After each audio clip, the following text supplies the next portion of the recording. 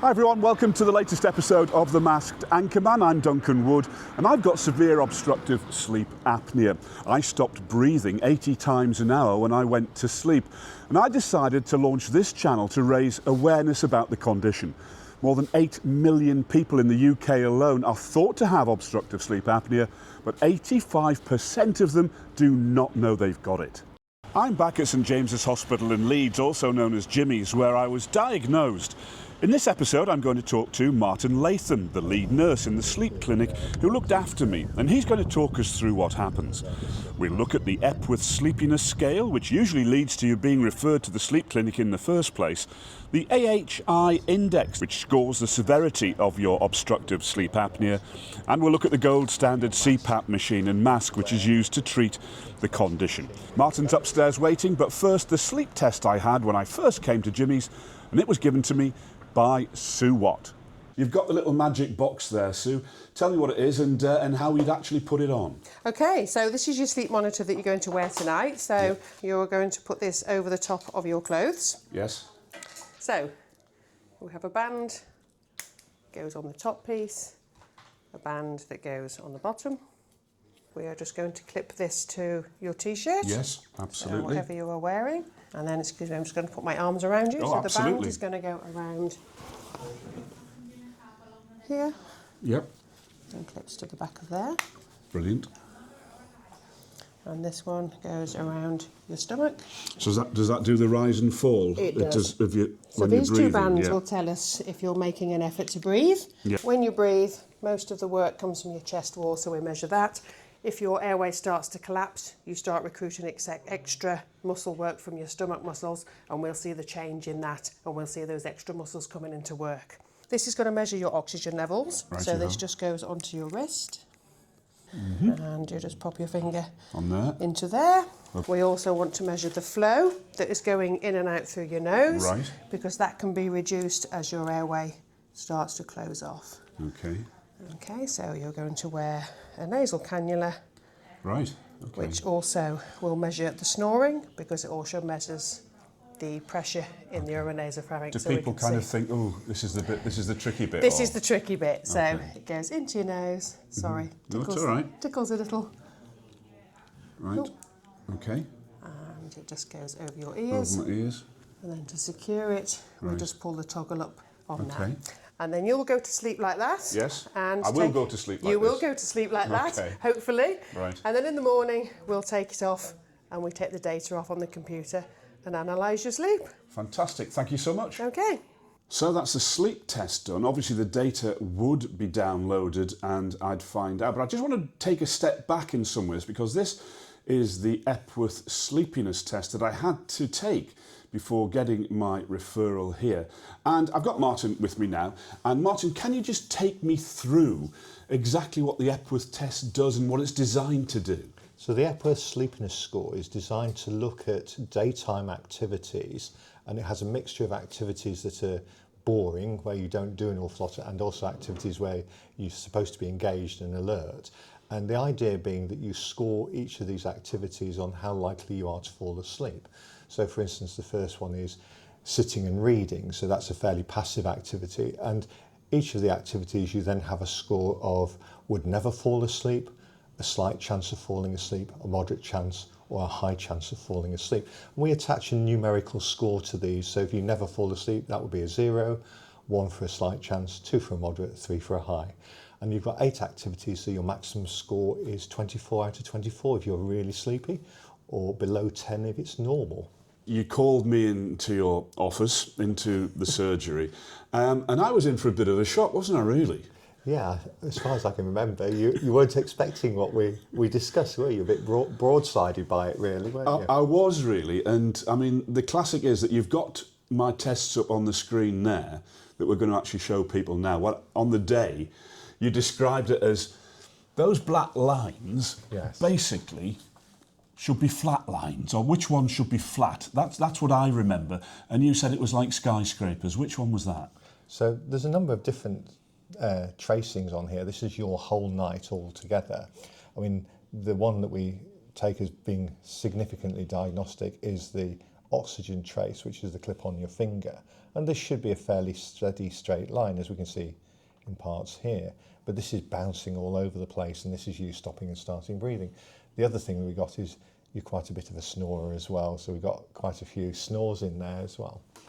We've got two measurements effectively. We've got ODI, or oxygen desaturation index, and that's the number of times your oxygen level falls per hour.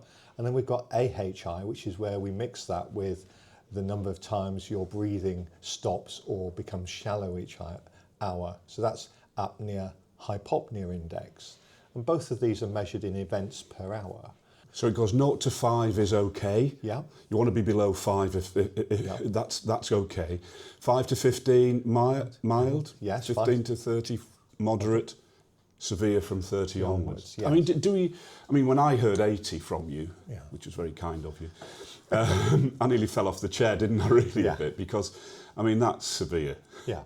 We can give you a bit more information, so we can actually look at a 5-minute tracing. And this is a 5-minute tracing where we can see your individual breath pattern here, and we can see changes where there might be no breath at all to very small breaths, but then we've got these large spikes of breaths happening repetitively throughout this 5-minute cycle, and that suggests that you're waking up to breathe. So this is the disturbance that we're talking about. And overall, yes, your figure was 80 times an hour. So then you very kindly, and I mean, I was surprised at this. Obviously, I was in shock at what had been told to me, but I also was surprised when you said, "Do you want to take one of these home?" Yeah, I mean, you were fortunate enough to be booked into our one-stop shop clinic, effectively, where we can discuss the results of your test, and if the diagnosis is that you have a significant problem, we can then start your treatment straight away. And that's what we did. We discussed about using a CPAP machine, and we were in a lucky position to give you one to take away there and then. This is what you actually gave me, Martin, and what have I got in here now? So this is the complete setup, and as you can see, it's in a bag, so that makes it easy portable, so you can go away on holiday. CPAP machines should not restrict you from doing everything you want to do in a normal daily life. So that's why it comes in a pack that's fully portable. But in here, what you've got is a number of items. So you have your mask that you're going to wear that interfaces the machine with your face. You've got the CPAP machine itself. This is the air generator that creates the air pressure that keeps your throat open. We have some tubing that attaches to the back of the machine and then attaches to your mask, and the power supply, which is a transformer, just plugs into the mains. And you can see the setup here that you'd have this, the straps would hold the mask in place around the head, and that stops the mask from becoming dislodged while you move around in sleep.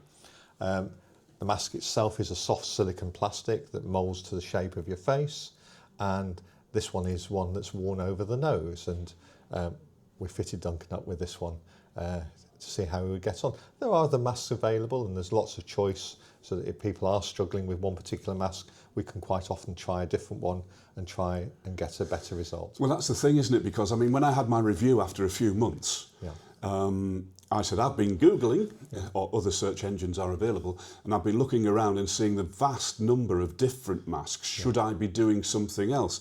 And the lady who reviewed me that day said, hang on a minute, have you seen your results? You're down to 3.6 from 80. Yes.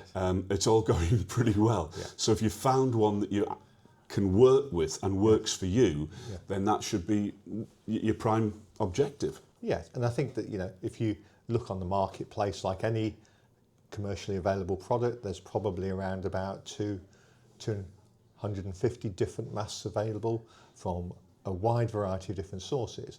Obviously, most sleep clinics like ours, we only stock a small variety, but we tend to stock the ones that we think are going to work the best. You did examine me as well, and my air is very narrow and my tongue is very bulky. Yes.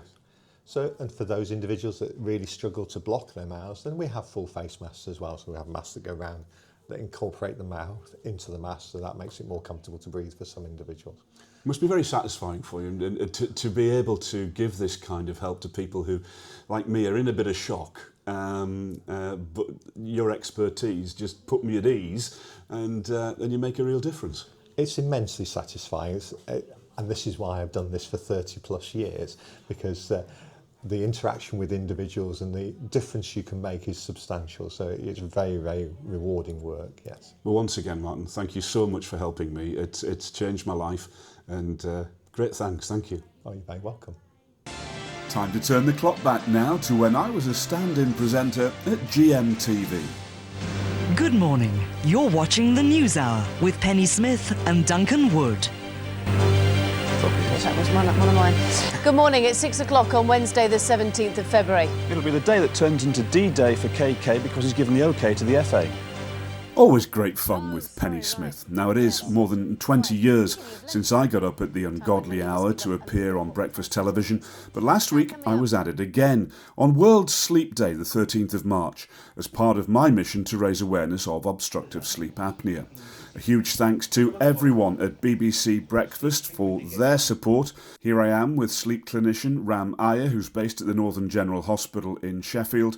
And we had a good long segment on the programme with Charlie State and Naga Munchetti. We had a huge response in the launch week of The Masked Anchorman, from ITV Regional News, for example, and in the press. The message is getting out there. Coming up next time. People who does not have significant symptoms or there is not sure whether they've got sleep apnea or not, they will have a test first. They'll have to wait for the result, and then we will see them in clinic at a later date. And that's where we do have backlog, but we are working on it. I'll be talking to Dipanshu Ghosh, the consultant who leads the sleep service at St James's Hospital in Leeds. And that's a nationwide issue. It's a nationwide, and I know from my colleagues it is not. We are not an aberration in this matter. No. Frustrating? Must be a bit frustrating for you because you want to help. Extremely. But that's it for now. I hope you're all enjoying this amazing sunshine. Spring has definitely sprung. If you'd like to subscribe to the channel, that would be great. Even give a like to this episode. Everything helps get the message out there. I'll keep updating you when I can, but the next episode will be available from next Thursday. Thanks very much indeed for watching, and remember, sleep well.